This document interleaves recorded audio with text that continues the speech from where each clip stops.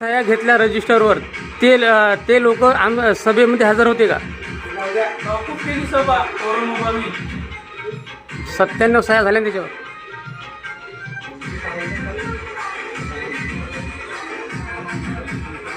लोक आहे का? नाही आहे. मग लोक याच्या अगोदर सह्या कशा घेतल्या? नाही ना, तुमचा माणूस हिंडून सह्या घेतल्या तिथं. आपण ग्रामसभा 8 दिवसांनी.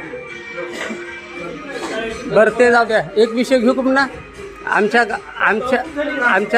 गावामध्ये बऱ्याच लोकांनी जन्मदाखले नाही आहे, तर तुम्ही जन्मदाखले का देत नाही? पण आपल्या करमण्याचं जे पाण्याची टाकी आहे हिचं काम आतापर्यंत काम नाही झालं बा. जलसिंचनाचं झालं का पूर्ण? आणि आतापर्यंत किती घरकुलं मंजूर झाले, म्हणजे कंप्लीट झाले आतापर्यंत आपल्या करमान्यामध्ये? जे विषय आहे आपले त्या विषयाची नीट विचारा ना, जे आपले ग्रामसभेचे विषय आहे.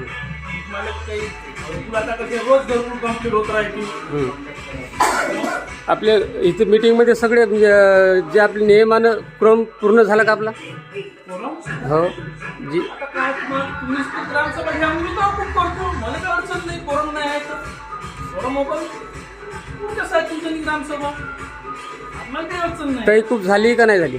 म्हणजे झाली ग्रामसभा कोरोनामध्ये तहकूब झाली. मग आता कधी घ्यायची? घेऊन आम्ही तारीख नोटीस लावू, आम्ही करू, तुम्हाला जाऊन देतो. तुला काय विचारायचं आहे ना? आता तहकूब झाली ग्रामसभा, आता काय विचारायचं? ह्या वर्षामध्ये समजा घर टॅक्स पावती किती भरणा जमा झाला? कसं आहे, जे आपले ग्रामसभेचे विषय असतील, आपण ग्रामसभेच्या विषयानुसारच आपण ग्रामसभा घेतो, बरोबर आहे. जर तुम्हाला ग्रामपंचायतच्या हिशोबासाठी जर पाहिजे असेल तर आपले जे विषय वेगळे राहते, दर 6 महिन्याने आपण ग्रामपंचायतच्या हिशोबाचं वाचन करतो. 1 मेची ग्रामसभा असते आणि 1 नोव्हेंबरची असते. दोन ग्रामसभेत आपण सर्व माहिती सांगतो.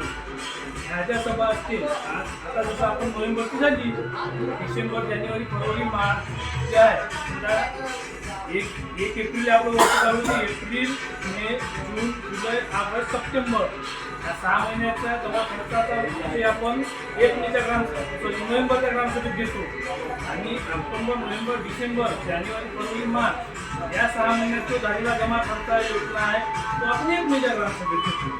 आजचे विषय वेगळे आहे. या 2 ग्रामसभेसाठी दिले आहे.